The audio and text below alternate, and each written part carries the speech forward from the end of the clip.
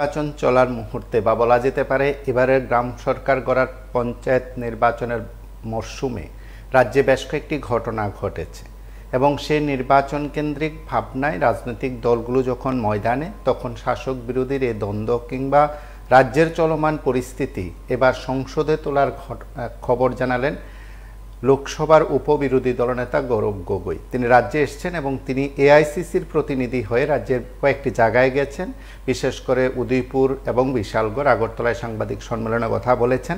তার আগের দিন গতকাল তারা রাজভবনে গেছেন, রাজ্যপালের সঙ্গে কথা বলেছেন। রাজ্যের পরিস্থিতি এবার লোকসভায় তোলার কথা তিনি জানিয়েছেন যে লোকসভার বিরোধী দলনেতা রাহুল গান্ধীর কাছে রিপোর্ট পেশ করবেন, তারপর ত্রিপুরার এই পরিস্থিতি বিষয়গুলো লোকসভায় তুলে ধরা হবে। শুধু এই ত্রিস্তর পঞ্চায়েত নির্বাচনের মরশুমে ঘটনাগুলোই শুধু নয়, তার পাশাপাশি গন্ডাছড়ার ঘটনাও তুলে ধরা হবে এবং তিনি অভিযোগ করেন বা তার দাবি যে রাজ্যের সরকার এবং প্রশাসন সম্পূর্ণরূপে ব্যর্থ হয়েছে গন্ডাছড়া ইস্যুতে তাদের বক্তব্য কিংবা দাবি। তার পাশাপাশি সর্বভারতীয় কংগ্রেস নেতার আরও দাবি যে বিজেপি নাকি ত্রিপুরাকে মণিপুর বানাতে চাইছে, দ্বিতীয় মণিপুর বানাতে চাইছে। এই অভিযোগও আজ অন ক্যামেরায় করে গেছেন কংগ্রেসের সর্বভারতীয় নেতৃত্ব। যদিও সেই বক্তব্যের পর এখন পর্যন্ত বিজেপির তরফে কোনো প্রতিক্রিয়া নেই। বিজেপির নেতৃত্ব এখনও এই নিয়ে কোনো বক্তব্য রাখেননি। স্বাভাবিকভাবে কয়েকটি বিষয় সেখানে থাকে, কয়েকটি বিষয় সেখানে উত্থাপন করা খুব প্রয়োজন।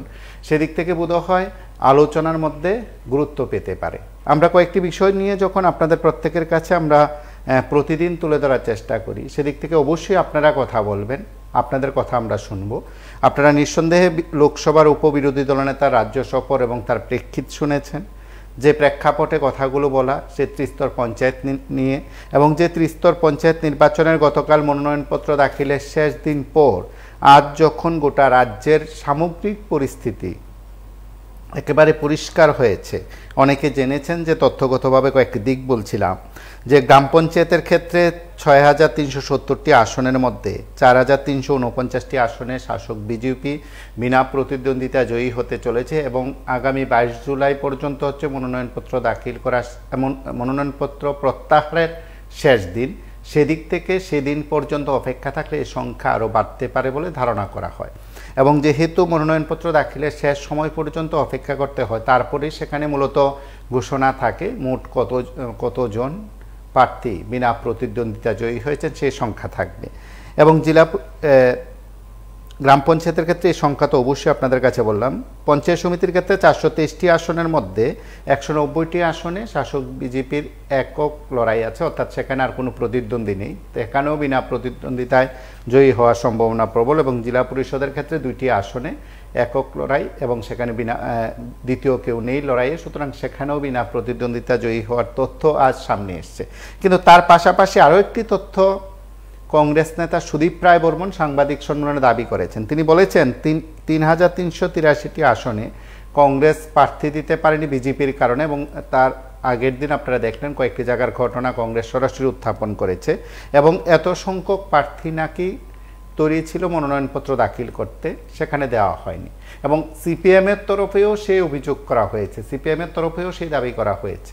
এই যখন রাজ্যের সামগ্রিক পরিস্থিতি, শাসক বিরোধী বক্তব্য, আমরা শাসকের তরফে কয়েকটি বক্তব্য আমরা আপনাদের কাছে বরাবরই তুলে ধরেছি, তবে কংগ্রেস নেতাদের যে রাজ্য সফর, যে কথা, যে অভিযোগ বা তারা এসে দেখে গেছেন, তার নিরিখে এখনও পর্যন্ত শাসক দলের কোনো বক্তব্য নেই বা শাসক দলের নেতারা কিছু বলেন না। বাকি যে ঘটনাগুলো দেখেছেন সবকটি ঘটনার ক্ষেত্রে শাসক দল তার পাল্টা জবাব দেয় এবং গন্ডাছড়া সহ বিভিন্ন ইস্যু নিয়ে যখন সিপিআইএম সাংবাদিক সম্মেলন করেছে, অভিযোগ তুলেছে, তারপর পাল্টা জবাব বিজেপি দিয়েছে। আপাতত কংগ্রেস নেতাদের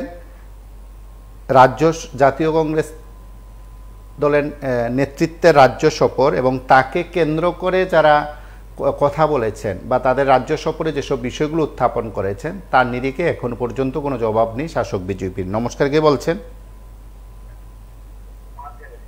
হ্যালো, হ্যাঁ বলুন। হ্যাঁ বলুন। বিষয়গুলো দেখলাম আপনাদের মাধ্যমে, যে রাজ্যের একটা হলো গন্ডাছড়া, তারপর ওই ত্রিস্তর পঞ্চায়েতের বিভিন্ন বিষয়, তো হয়তো অনেক রাজ্যে দেখলাম বলতো কিছু একটা হলে মানে কেন্দ্রীয় ফ্যাক্ট ফাইন্ডিং টিম, হয়তো বিরোধী দল উপনেতা গৌরব গগৈ আসামের প্রাক্তন মুখ্যমন্ত্রীর ছেলে, ওনার ভাষণ দেখলাম লোকসভায় খুব একদম স্পষ্ট বক্তা। এটা মনে করুন যে যদি লোকসভা 30 তারিখ সম্ভবত লোকসভার বাজেট অধিবেশন শুরু হবে, যদি রাজ্যে আইন শৃঙ্খলা নিয়ে যদি মনে করুন এটা লোকসভায় উত্থাপিত হয়, তবে সারা দেশ সারা পৃথিবী কিন্তু দেখে। সংকলন করা বিষয়ে আপনাদের মাধ্যমে দেখলাম যে ওনাদেরকে মানে গন্ডাচড়া এলাকায় প্রবেশ করতে দেয়নি মানে প্রশাসন। তারপর আপনাদের আগরতলা বেশি একটা ইলেকট্রনিক মিডিয়ার সাংবাদিক লাইভ বা ভিডিও করে দেখাচ্ছিলেন যে যারা কি বলবো মানে ক্ষতিগ্রস্ত যারা আছে তাদেরকে পুনর্বাসন একটা জায়গায় রাখা হয়েছে, সেটার বাউন্ডারি তালা দিয়ে রেখেছে, ভিতরে সিকিউরিটি পোস্ট আছে, কিন্তু সংবাদ মাধ্যমকে প্রবেশ করতে দেওয়া হচ্ছে না।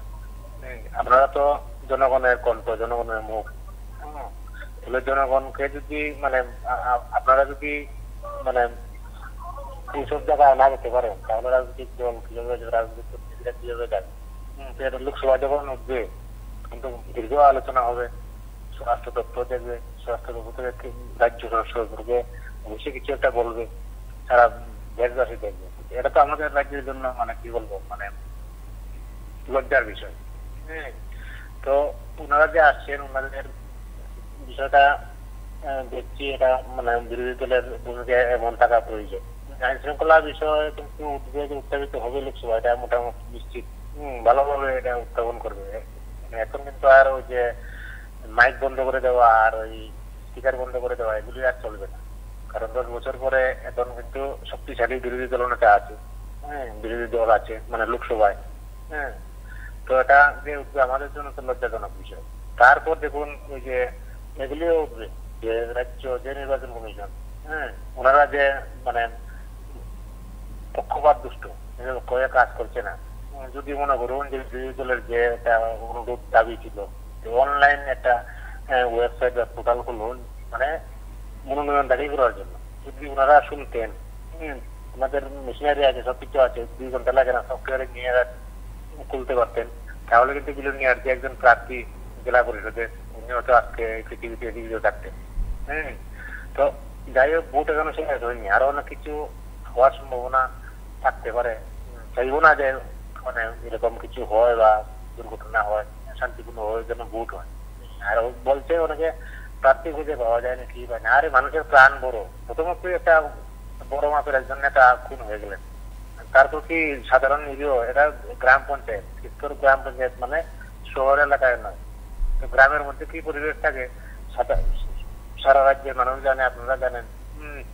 এখানে এত হাই এবং যারা এই 2 দিনে তাদের সফরের কথাবার্তা শুনেছেন, তাদের বক্তব্যগুলো শুনেছেন, অনেকে বলবেন যে রাজ্যে দীর্ঘদিন পরে কংগ্রেসের এমন নেতৃত্বে এসে অন্তত রাজ্যের মানুষের কথাগুলো শুনেছেন, বিশেষ করে যারা দলের কর্মী সমর্থকরা আছেন তাদের কথাগুলো শুনেছেন। দীর্ঘদিন ধরে কংগ্রেসের হাইকমান্ডের বিরুদ্ধে একটা অভিযোগ ছিল যে তারা রাজ্যের দিকে তাকান না, রাজ্যের পরিস্থিতি তারা দেখেন না, রাজ্যের পরিস্থিতি জাতীয় স্তরে তুলে ধরার ক্ষেত্রে কোনো ভূমিকা নেন না। সবকটি বিষয়ে সত্য হবে কিংবা মিথ্যা হবে সেগুলো যারা যাচাই করবেন তাদের বিষয়, কিন্তু আমরা এতটুকু বলি যে যে কোনো একটি ঘটনা ঘটলে তার সুষ্ঠু তদন্ত হওয়া দরকার এবং যারা ক্ষতিগ্রস্ত হন অন্তত তারা সুবিচার পাবেন সে প্রত্যাশা যেমন রাজনৈতিক দলগুলো রাখেন, সচেতন মানুষও রাখেন। শাসক শাসকের মতন কথা বলবে, বিরোধীরা বিরোধীদের মতন কথা বলবে, ধারাবাহিকভাবে চলে আসা এই বিষয়গুলোর বোধ হয় একটা পরিবর্তন হওয়া দরকার। এখন প্রশ্ন হচ্ছে শাসক দল তো কখনো তাদের দুর্বলতা এবং অবশ্যই তাদের ব্যর্থতা প্রকাশ করবেন না, এগুলো দায়িত্ব হচ্ছে বিরোধীদের। রাজ্যের ক্ষেত্রে বিরোধীরা কতটা সক্রিয়, কতটা সময় উপযোগী পদক্ষেপ গ্রহণ করতে পারে সেটা বরাবরই প্রশ্ন থাকে, বরাবরই সেটা প্রশ্ন ছিল। যারা অতীতে বিরোধী দল হিসেবে ভূমিকা পালন করেছেন, হয়তো 2014-15 সালের পর বিরোধী দলের ভূমিকাটা একটু অন্যরকম ছিল, একটা প্ল্যাটফর্মকে কেন্দ্র করে। কেউ কেউ বলছিলেন দীর্ঘদিন ধরে যারা ম্যানেজ হয়ে গেছেন তারা সেসব ম্যানেজ হননি, আবার যাদেরকে নিয়ে এই সমালোচনা তাদেরকে আবার তুলে নিয়েছেন যারা, তারাই আবার সরকারে এসছেন। এই কয়েকটি বিষয় বোধ হয় তর্ক বিতর্কের বিষয়, কিন্তু একটি কথা বোধ হয় প্রত্যেককে সেটা স্বীকার করে নিতে হবে যে ঘটনা ঘটনাই, সত্য সত্যই এবং মিথ্যা মিথ্যে, যেটা সত্যকে লুকোনোর কোনো চেষ্টা কেউ করলে যেমন সেটা সম্ভব না, আবার মিথ্যাকে কেউ সত্যকে পরিণত করার চেষ্টা করলেও তাতে সফল হবে না। এবং এই সময়ের মধ্যে যখন গন্ডাছড়া ইস্যু সামনে এসছে, শাসক দল বরাবরই কথা বলছেন, বলা হচ্ছে যে প্রশাসন ব্যবস্থা নিয়েছে দাবি শাসক দলের। তাহলে এতগুলো মানুষের ক্ষতি হলো কেন? শরণার্থী শিবিরে কেন গেলেন মানুষ, বা শরণার্থী শিবিরে কেন মানুষ ছিলেন, এতজনের কেন ক্ষতি হলো? এবং শিক্ষা প্রতিষ্ঠানে এখনও শরণার্থী শিবির বা যে প্রশাসন যে উদ্যোগ নিয়েছে এখন শান্তি ফিরিয়ে আনার কথা বলা হচ্ছে, বাজার সহ সর্বত্রই সেখানে পরিস্থিতি স্বাভাবিক করার কথা বলা হচ্ছে, তাহলে প্রশ্ন তো সেখানে থাকে যে অস্বাভাবিক পরিস্থিতি যখন তৈরি হয়েছে তখন কোথায় ছিল প্রশাসন? প্রশাসন কি সময় উপযোগী ব্যবস্থা গ্রহণ করেছে? এই প্রশ্ন উঠতেই পারে। নমস্কার, কে বলছেন? নমস্কার স্যার। হ্যাঁ বলুন। আমরা ত্রিপুরার পরিস্থিতি সংসদে তুলবেন রাহুল গান্ধী, তাহলে স্যার দেখেন গ্রামীণ ভোট, এই পঞ্চায়েত ভোট হলো গ্রামীণ ভোট, মানুষের মত প্রকাশের জায়গা, এবং এটার মধ্যে বিরোধী যারা আছে তারাও প্রার্থী দিব, ভোট দিব, জনগণ যাকে খুশি তাকে ভোট দিবে, তাহলে শাসন দল দিবে, এটাই তো নিয়ম। তাহলে দেখা যায় স্যার আপনার বিরোধীর উপরে এই ধরনের আক্রমণ, এটা তো স্যার বিরক্ত না, এটা তো দুর্বলতার বহিঃপ্রকাশ। তার সময়ে জনগণ জবাব দেবে। নমস্কার, এই কথাই বললাম।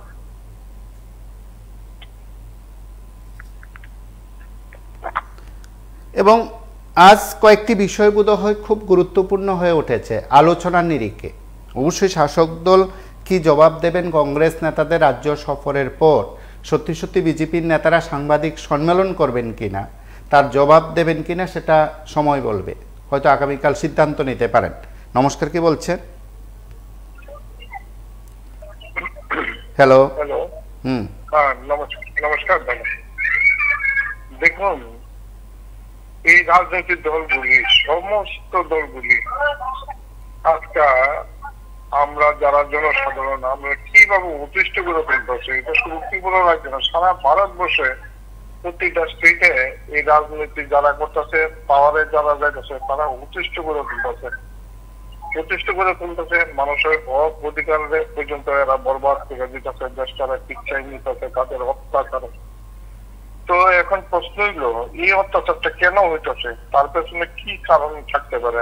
আমি একদম দৃঢ় বিশ্বাস ভারতের, আমি একজন নাগরিক হিসেবে বলতে পারি, আমাদের ভারতবর্ষের প্রতি নজর পড়ে গেছে, সাজিশ চলছে দেশটারে।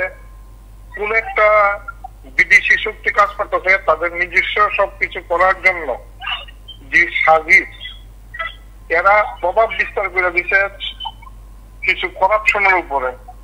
করাপশন মানে চুরি করো খাও, দুর্নীতি করো খাও, যেমনি খুশি খাও, কোনো আপত্তি নাই, আইন কানুনে তোমরা কোনো দরপাকড় চলবে না। যার জন্য আজকে ভারতবর্ষের প্রতিটা নেতা, এমএলএ, এমপি নিজস্ব ধন বাড়ানোর লেগে তারা উন্মাদ হয়ে গেছে, আর এদিকে তার জনসাধারণদের অতিষ্ঠ করে তুলতেছে, হক অধিকার সর্বনাশ করে দিয়ে।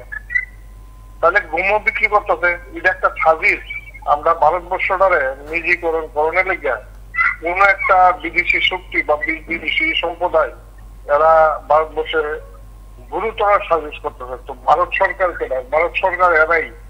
আজকে আমরা যদি জনসাধারণ বুঝতে পারি যে ভারতবর্ষে একটা গুরুতর সাজিশ চলছে, নাহলে এরকম বিশৃঙ্খল কেন, দাঙ্গা হাঙ্গামা, নিজের দেশের লোকের উপরে অত্যাচার, নিজের স্টেটের উপরে নিজের লোকের অত্যাচার, ট্রাইবেল দেখতে পারে না বাঙালিরে, বাঙালি দেখতে পারে না ট্রাইবেলরে, হিন্দু দেখতে পারে না মুসলিমরে, মুসলিম দেখতে পারে না হিন্দুরে, নিচু জাতি দেখতে পারে না উঁচু জাতিরে, উঁচু জাতি দেখতে পারে না নিচু জাতিরে। আপনি বলেন তো এটা কি একটা সাজিশটা ভারতবর্ষের লেগে?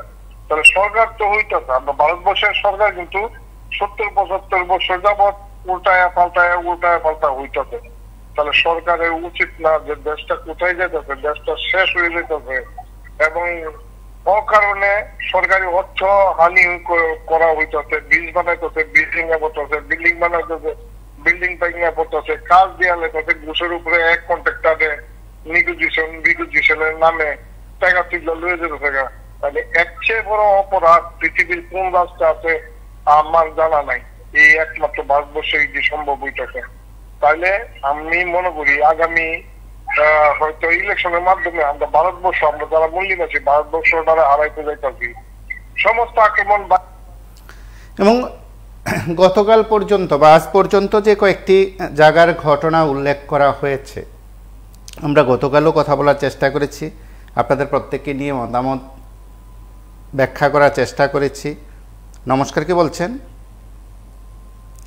এবং কোথাও পুলিশ প্রশাসন আদৌ কোনো ব্যবস্থা নিয়েছে বলে আমাদের কাছে কিন্তু কোনো খবর নেই। নমস্কার, কে বলছেন? হ্যালো, টিভি24, নমস্কার। হ্যাঁ, বলুন। ত্রিপুরার পরিস্থিতি নিয়ে সংসদে তুলবে, কিন্তু তুললে কি হবে? সংসদে যতজন সংসদ আছে তারা সবাই শুনবে, এতটুকুই যে ত্রিপুরাতে এরকম পরিস্থিতি চলছে। কিন্তু এরকম সন্ত্রাস তৈরি করেছে নরেন্দ্র মোদী আর অমিত শাহ। তাদের কমান, এটা তাদের কমান, তাদের কমান অনুসারে তারা এরকম করছে, মাতৃদেরকে মা দূর করছে। আর না হলে কারো সাহস হতো না এরকম করতে। বামফ্রন্টের সময় দেখলাম যে যদি কেউ একটু উল্টা পাল্টা করত, কিন্তু বামফ্রন্টের নেতারা বলতো না, এসব করা যাবে না। এই একটা জিনিস আমার নিজের চোখের সামনে দেখেছি যে না, অন্যায় করা যাবে না। এই জিনিসটি খুবই ভালো লাগবে।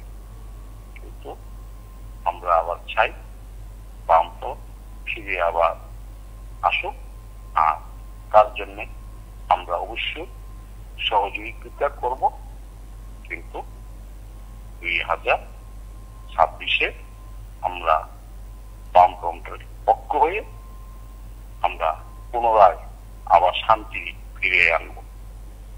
তখন দেখব বাইক বাহিনী আর লাঠি বাহিনীকেও আমরা দেখব, এখন চুপ করে থাকবো। নমস্কার। নমস্কার, কে বলছেন? হ্যালো হ্যালো হ্যালো, হ্যাঁ বলুন। বলছিলাম সংসদে ত্রিপুরার ব্যাপারটা, পঞ্চায়েতের ব্যাপারটা উঠাবেন রাহুল গান্ধী। উঠাতেই পারেন, কারণ ওইখানে কিন্তু কিছু হলে ভালো লোক আছেন। বিজেপির মধ্যে যে সব যে খারাপ তা কিন্তু এরকম নয়। কারণ দেখা গেল যে বিজেপির যে দলটার ভিতরে যে লোকটি গেছে, আসলে কিন্তু এটি কংগ্রেস থেকেই ভেঙে যেতে বেশিরভাগ। আগে তো কংগ্রেসের শাসন করেছিল, কংগ্রেস থেকে ভেঙে গেছে। তো কংগ্রেসের সব লোকটি কিন্তু খারাপ না, তার মধ্যে কিছু না কিছু ভালো আছে। আমার মনে হয় সংসদে যদি উঠান তাহলে ত্রিপুরার যে মাননীয় মুখ্যমন্ত্রী প্রফেসর ডাক্তারের মানে চরিত্রটা বোঝা যাবে, বিপ্লব দেবের চরিত্রটা বোঝা যাবে। আর প্রজ্ঞা বর্মার এই প্রদ্যুৎ কিশোরের বোন যে কি দাঁড়াইলো, প্রজ্ঞানী নাকি, এর চরিত্রটা বোঝা যাবে। এইসব চরিত্র যদি সংসদের সবাই বুঝবে যে আপনাদের রাজ্যে এই সমস্ত চলছে, তারার মধ্যে কিছু না কিছু আলোচনা করবেন। এটাই লজ্জার ব্যাপার। এইভাবে যদি কিছু সংসদে উঠানো হয়, আমার মনে হয় কিছু হইলে তাদের চিন্তাধারা, আকল পছন্দটা তৈরি করবেন।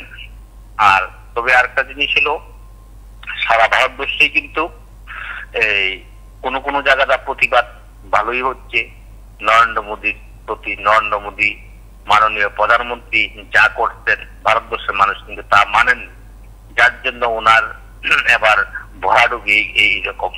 হয়তো তাই নিয়ে প্রধানমন্ত্রী হয়েছেন, কিন্তু এইভাবে হয়েছেন, সেইভাবে কিন্তু তাই হতে পারলেন না। আস্তে আস্তে নিজের তাইনের ভারতবর্ষের থেকে তাকে কি কয় সমর্থনটা কিন্তু উঠে যাচ্ছে। তাইনের কাজ নিশ্চয়ই ভালো না। তাইনের কাজ হলো দেশ বিদেশ ঘুরন, আর বিভিন্ন আর পলিটিক্সটা হইলো তাকে জাতির মধ্যে লাগাই দেওয়ান, জাতিকে বিদ্বেষ তৈরি করে লাগাই দেওয়ান। যেমন হিন্দুরার যে একটা প্রচার নিয়ে তাই নাম ছিল রাম মন্দির নিয়ে, এই প্রচারে কিন্তু তাই এবার ভরাডুবি খাইল। সেইটা প্রথম কিন্তু মানুষের মানে জোয়ার আনছিল ত্রিপুরার যে বিজেপি যারা আছে তারা তো এখনো রাম বলতে অজ্ঞান। এই জয় শ্রীরাম বললে তো এই জগৎময় ঠান্ডা হয়ে যায়। কিন্তু দেখা গেল এখন জয় শ্রীরাম অনেক জায়গাতেই খাই, কারণ সাম্প্রদায়িক দলে ভারতবর্ষ হইল ধর্মনিরপেক্ষ রাষ্ট্র, সব জাতির বাস, সব জাতি সুন্দরভাবে বাস করবে থাকবে।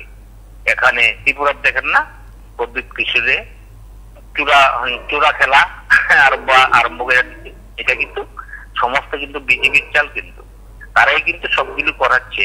এই প্রদ্যুৎ কিশোর উপজাতি অংশের মানুষের নিয়ে একটা দল গঠন করে একটা জাতির দল আলাদা তৈরি করাই দিল। আর এদিকে তারা করলো হিন্দুর দল, হেতি করলো ট্রাইবেলের দল। এই জাতি জাতি একটা দল আলাদা করে আসে, গন্ডা চড়া লাগাই দিল একদম মানে দাঙ্গার মতোই। তো এটা যদি বড় আকার তৈরি করে সারা ভারতবর্ষের মানুষ কিন্তু জানবো, ত্রিপুরা রাজ্যের মানুষ।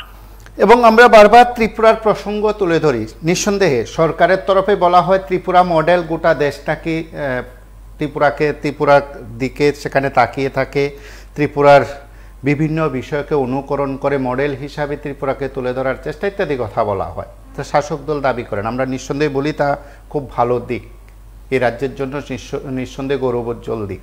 কিন্তু তার পাশাপাশি ত্রিপুরার এমন কিছু কথা জাতীয় স্তরে প্রকাশ পেলে ত্রিপুরার এই গৌরবোজ্জ্বল দিকে বোধ হয় খানিকটা হলেও আঘাত আসে। নমস্কার, কে বলছেন? হ্যালো, নমস্কার। হ্যাঁ বলুন। টিভির সাউন্ড বন্ধ করুন, তারপরে কথা বলুন। স্যার, টিভি 24 নমস্কার। এবং আমরা প্রত্যেকের কাছে আরও একবার বলি যে যারা এই অনুষ্ঠানে কথা বলেন, অনুষ্ঠান দেখেন, অবশ্যই আপনি যখন আমাদের সঙ্গে কথা বলবেন তখন অন্য কোনো মাধ্যম থেকে অনুষ্ঠান শোনার চেষ্টা করবেন না। নমস্কার, কে বলছেন? হ্যালো, নমস্কার। আমি বলছিলাম একটা কথা, আজকে যে আপনাদের টিভিতে দেখাচ্ছে যে রাহুল গান্ধী সংসদে এই ব্যাপার তুলবেন, তো আমি একটা কথা ওনাকে বলতে চাই যে কর্ণাটকের যে বর্তমান অবস্থা, যে ওখানে সরকারি প্রাইভেট কর্মে যাদেরকে মানে আপনার শুধু ওখানকার ভূমিপুত্ররাই কাজ পাবে, তো ওটাও রাহুল গান্ধী তুলুক। আর না হলে ওটা তোলার জন্য আমাদের তরফ থেকেও দাবি করা হবে যে রাহুল গান্ধী যদি ত্রিপুরার বিষয় তুলে তাহলে ওনারই সরকার যে কর্ণাটকে আছে, আমরাও বলবো যে ওনার সরকার তাহলে কর্ণাটকে কি করছেন। ঠিক আছে না, এটার জন্য আর কি। ধন্যবাদ।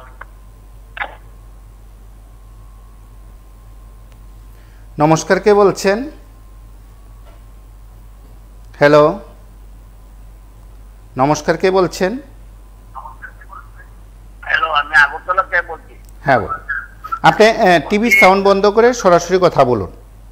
হ্যাঁ, বিরোধীরা বিস্ফোরক দাবি সংসদে তুলবে। দেখুন, আমাদের রাজ্যটা অনেক কিছু দিয়ে চীনা পরিচিত ছিল। হ্যাঁ, তো এখন এই যে তারা সংসদে রাহুল গান্ধী তুলবেন, গোটা ভারতবর্ষের লোক এইটা শুনবেন, দেখবেন, তো এই নিয়ে যুক্তিতর্ক চলবে, অনেক কিছু হবে। এতে কিন্তু আগে যেরকম একটা কথা বলা হতো যে ত্রিপুরা মডেলটা দেখুন, ত্রিপুরা অনেক পুরস্কার পেয়েছে, অনেক কিছুতে এগিয়ে গেছে। এখন কিন্তু যখন সংসদে এটা উঠবে তখন কিন্তু এটা ঝড়ও উঠবে, কারণ বিরোধীরা সবাই ঐক্যবদ্ধ ভাবে এটা নিয়ে আলোচনা করবেন। আলোচনা করতে গেলে ঝড় উঠলে গোটা ভারতবর্ষে হিন্দি বলা রাজ্যগুলি সবাই কিন্তু দেখবে ত্রিপুরার এই হাল হয়েছে, এই অবস্থা হয়েছে। সেটা কিন্তু আমাদের কাছে মানে ত্রিপুরাবাসী হিসাবে আমাদের কাছে কিন্তু সুকাম্য নয়, কারণ এটা ত্রিপুরাবাসী মানে লজ্জা করে ব্যাপারই হবে, কারণ তাদের কল্যাণে এটা গোটা ভারতবর্ষের লোক জানবে, শুনবে, বুঝবে যে বিজেপি দলটা এরকমই করে, এরকম যেখানে আছে তারা এরকমই কাজ করে। এটার মূল ইয়ে হলো আসলে কি হয়েছে, মানে সত্যিকারে তো বিজেপিতে আরএসএস এর লোকের অভাব, আর ম্যাক্সিমাম সিপিআই কংগ্রেস থেকে এসে তারা মানে ক্ষমতা দখল করেছে, তো তারা নকল করে কাজ করছে, সেই কারণে এটা আরো দুর্নাম হয়ে যাচ্ছে। যেটা পশ্চিমবাংলায় হচ্ছে সেটা ত্রিপুরাতেও হচ্ছে। আমি বলবো এটা মানুষের কাছে যখন গ্রহণ ইয়ে হবে, দেখবে, তখন ত্রিপুরারই দুর্নাম হবে। নমস্কার, কে বলছেন? নমস্কার, কে বলছেন? হ্যাঁ বলুন। হ্যালো, নমস্কার। CC24 লাইভে আছেন, কথা শোনা যাচ্ছে। স্যার, পঞ্চায়েত নির্বাচনের নমিনেশন নিয়ে বিরোধীরা বলছে ত্রিপুরাতে গণতন্ত্র নেই, ত্রিপুরাতে অরাজকতা। কিন্তু বামফ্রন্টের আমরা দেখলাম, বামফ্রন্টের 25 বছরের শাসনে এই রাজ্যে অন্তত 10,000 বিরোধী কর্মী, বিশেষ করে কংগ্রেস কর্মীদেরকে জবাই করা হয়েছিল।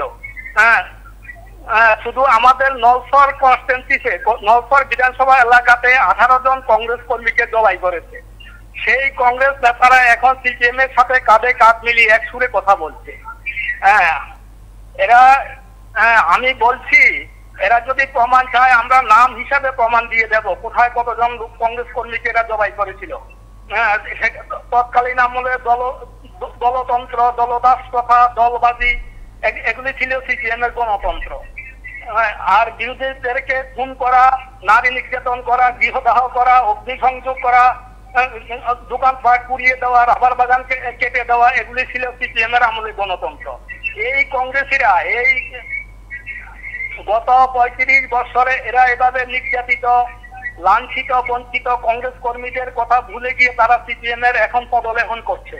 ওরা কি মানুষ না পশু? এই সুদীপ বর্মনরা, এই আশিস সাহারা, যাদেরকে এখন টিভিতে দেখছি আমরা।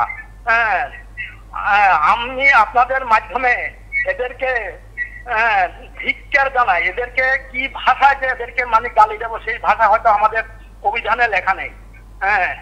কাজে আগামী দিনে আমরা চাই এই রাজ্য থেকে যাতে সিপিএম এর মতো ওই হারমাত বাহিনী, খুনের বাহিনী, লুটের বাহিনী, ধর্ষকরা যাতে এই ত্রিপুরা রাজ্যে ফিরে না আসে। কিছু কিছু সুবিধাবাদ, মাফিয়া, তোলাবাদ সিপিএম এর আমলে যারা ছিল তারা এখন আবার মানে এখন মাথা তারা দিয়ে উঠছে। কাজেই আমি বলছি এই রাজ্যের মানুষ অত্যন্ত সচেতন, অত্যন্ত শিক্ষিত। ত্রিপুরা রাজ্যের মানুষকে আর বোকা বানানো যাবে না। আমরা চাই না আবার সেই খুনের রাজত্ব। ঘর থেকে মা বাবার সামনে থেকে ছেলেকে উঠানে নিয়ে এসে কুপিয়ে খুন করা, এরকম হাজার হাজার ঘটনা আপনি যদি চান আমি দিয়ে দিতে পারবো। নমস্কার। নমস্কার, কে বলছেন?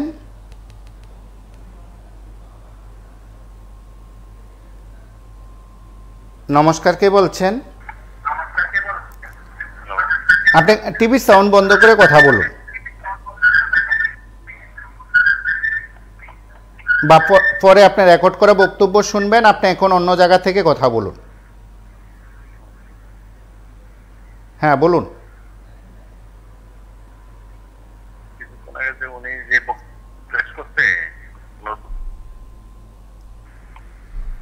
আপনি আপনার কথা আপনি বলুন, পরে আপনার রেকর্ড করা বক্তব্যটা শুনবেন।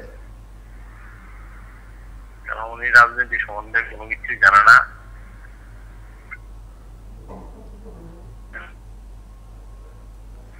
আপনি আবার চেষ্টা করবেন, এবং আমরা প্রত্যেকের কাছে বলি যখন আমরা আপনাদের সঙ্গে কথা বলি তখন আপনাদের কথাগুলোই এই সকলের কাছে আমরা তুলে ধরতে চাই। সেদিক থেকে আপনারা যখন কথা বলবেন আপনাদের কথা বলবেন, তারপর আপনি যদি আপনার কথা শুনতে চান তাহলে রেকর্ড করা বক্তব্যগুলো শুনবেন পরে। নমস্কার, কে বলছেন? নমস্কার, আগরতলা থেকে বলছি। হ্যাঁ বলুন। দেখুন, আসলে ত্রিপুরা রাজ্যে নয়, ভারতবর্ষ চলছে এমন ব্যক্তির দ্বারা যেটা এর চেয়ে বেশি আইন শৃঙ্খলা ভালো আশা করা মুশকিল। আর বিশেষ করে যারা এখন বিজেপি, তারা তো আসলে বেশিরভাগই কংগ্রেসি হিসাবে তাদেরকে আমরা চিনি। এবং দেখবেন, আমি দু একটি কথাই বলবো, যে বিজেপির যে নেতা শ্যাম হরি শর্মা কোনো এতে কংগ্রেসিদের হাতে, রতন নাথের মতন লোক, আরো বিশেষ বিশেষ কংগ্রেসি লোকরা তখন কংগ্রেসই ছিল। তৎকালীন মুখ্যমন্ত্রী সুধীর মজুমদারকে কিন্তু রতন নাথ বলেননি দাদা কি হলো। প্রকাশ্য শহরে বনমালীপুর বিধানসভা কেন্দ্রে খুন হইল শ্যাম হরি শর্মা। এই কংগ্রেসীরা বিশেষ করে 78 সনের সরকার পরিবর্তনের পরে ওদের সহ্য হয় নাই বামফ্রন্ট সরকারটা। তৎকালীন তারা সিএজিএস দিল্লি থেকে শুরু করে, যেটা সত্য কথা, দিল্লি থেকে শুরু করে আগরতলা পর্যন্ত তারা টিএনবি কে মোতায়েন করলো। টিএনবি সারা ত্রিপুরায় 80 রায়ত সৃষ্টি করলো। এই যে চরিত্র কংগ্রেসীদের, এই চরিত্র পাল্টাবে না। এই ব্লকে ব্লকে হারমাদি গুন্ডামি হবে, কারণ এখানে বিজেপি সাজলে কি হবে? আসলে তো কংগ্রেস। আমরা আগে আপনার নাটক দেখতাম, অনেকে পুরুষ কিন্তু স্বাস্থ্য মেয়ে লোকের সাজ, আমরা চিনে ফেলতাম আরে উনি তো পুরুষ, বিজেপি সাজলে কি হবে? ওনারা তো কংগ্রেসই। এইটাই আমার বক্তব্য। নমস্কার। নমস্কার, কে বলছেন?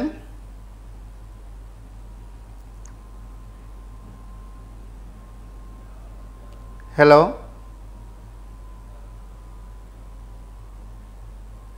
নমস্কার, কে বলছেন? হ্যাঁ, কথা বলুন।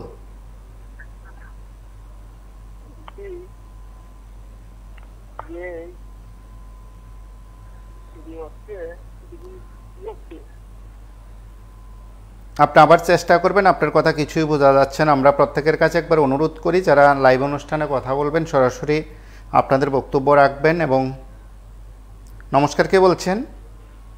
হ্যাঁ, নমস্কার। হ্যাঁ, বলুন। বলছিলাম ত্রিপুরার পরিস্থিতি সংসদে তুলবেন রাহুল গগৈ বলেছেন, গৌরব গগৈ।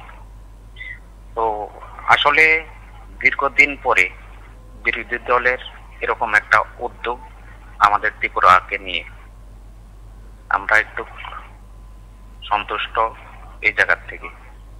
কারণ বিরোধী দলটাই যদি না থাকে তাহলে কিভাবে প্রতিবাদটা হবে? যে কোনো গ্রাম সংসদ হোক, যে কোনো বিধানসভা হোক, লোকসভা হোক, যে কোনো জায়গাতে একটা ভুল যদি হয়, সেটা ভুলটাকে তুলে ধরে যে বিরোধী পক্ষ,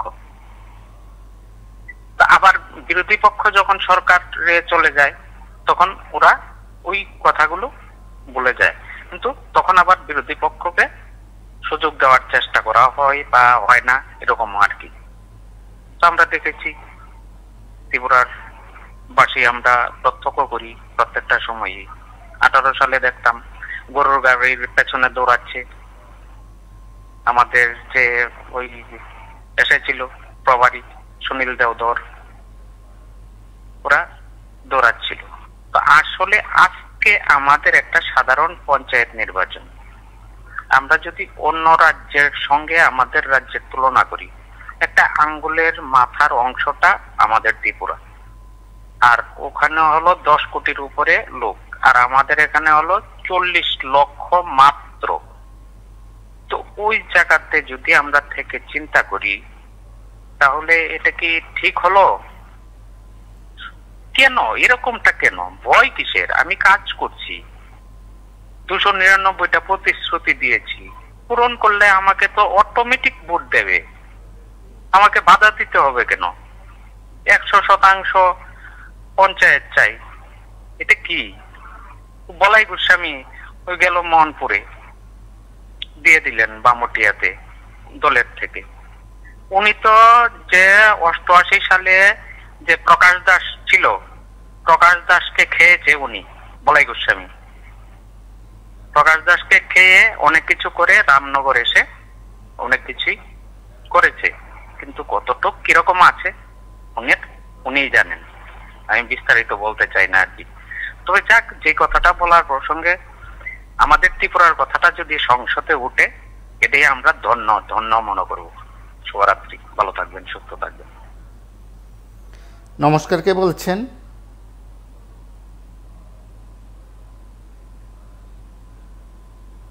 হ্যালো, নমস্কার, কে বলছেন?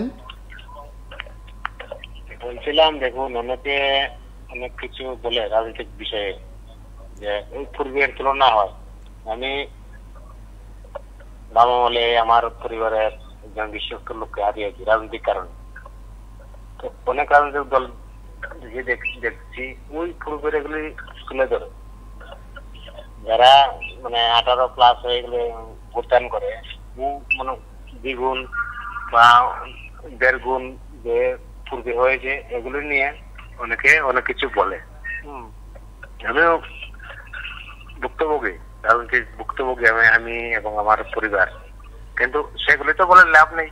যারা খুন করেছে বা দাঙ্গা হাঙ্গামা হয়েছে তারা তো এখন নেই, ক্ষমতায় নেই, প্লাস ওনারা অনেকে বৃদ্ধ হয়ে গেছেন বা অনেকে এই পৃথিবী ইহলোকে নেই।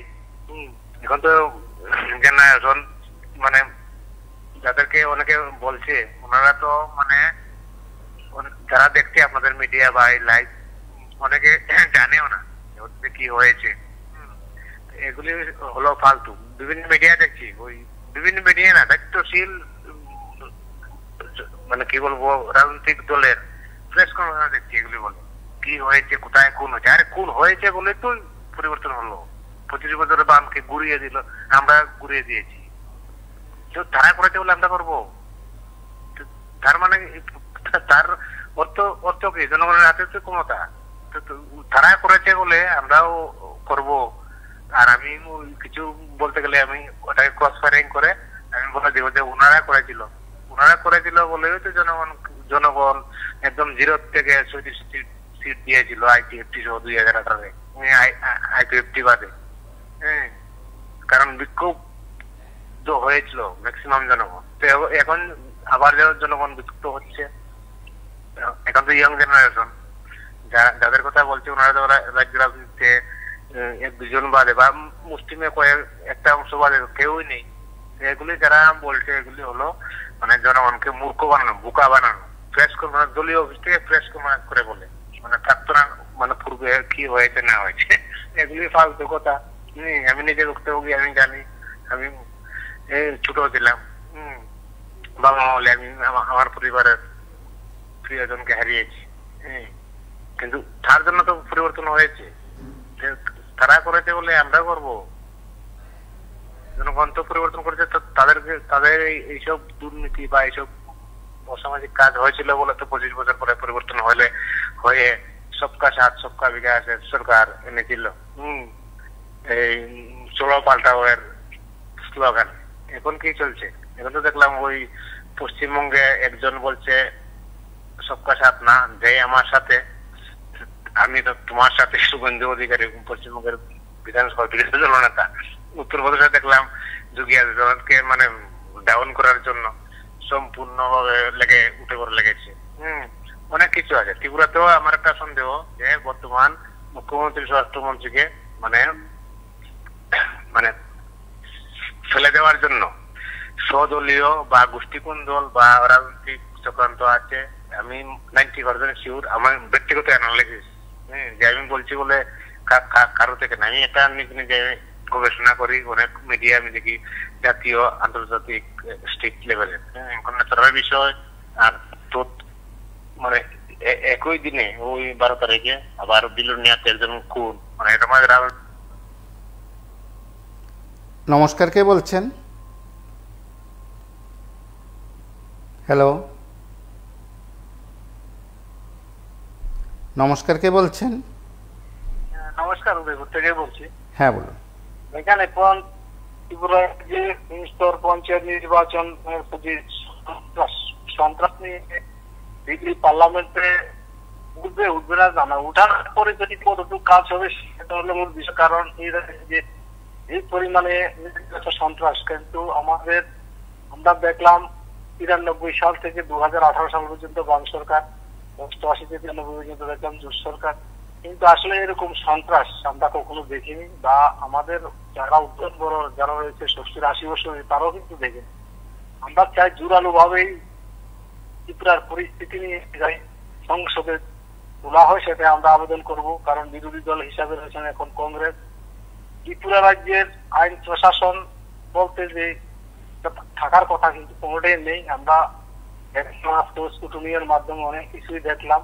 কারণ এই সরকারের কথা বলতে গেলে আমাদের লজ্জা হয়, কারণ গণতন্ত্র তারা মানে না, তারা পেশিবাদী কায়েম করে তাদের ক্ষমতা ধরে রাখতে হবে। কারণ যেটির মাধ্যমে পঞ্চায়েত গুলার মাধ্যমে কংগ্রেস প্রার্থী দিচ্ছে, কিন্তু তাদেরকে কিন্তু আক্রমণ করা, কুটুনিতে বাধা দেওয়া। কিন্তু যাই হোক, অনেক চাপ সৃষ্টির মাধ্যমে কিন্তু যারা যেখানে শক্তির মাধ্যমে প্রশাসনের মাধ্যমে যে স্কুটি নিয়োগ করেছে, কিন্তু আসলে এই সরকারটা না বেশিরভাগই সরকার, তারা মানুষের ভোটের চিন্তা করে না, মানুষের গণতন্ত্রকে বিশ্বাস করে না। এটা হলো মূল বিষয়। কারণ এই সরকার, বিজেপি সরকার কারণ ধ্বংস হবে, কারণ ত্রিপুরা রাজ্যে একটা ইতিহাস থাকবে, কারণ এই রাজ্যে বহু রাজারা শাসন করে গেলে তাদের ইতিহাস, কিন্তু এই বিজেপি। আমরা মনে করি রাজ্যের এই পরিস্থিতি নিয়ে বিরোধীদের বক্তব্য সংসদে ওঠার পর কি হবে পরিস্থিতি সেটা সময় বলা যাবে, কিন্তু রাজ্যের প্রেক্ষাপট নিয়ে সব মহল যে দুশ্চিন্তা মুক্ত তা নয়। যারা চিন্তা করেন তাদেরও যুক্তি আছে, আর যারা চিন্তা না করতে পরামর্শ দেন তাদেরও যুক্তি আছে। আজ এ পর্যন্তই। নমস্কার, শুভরাত্রি।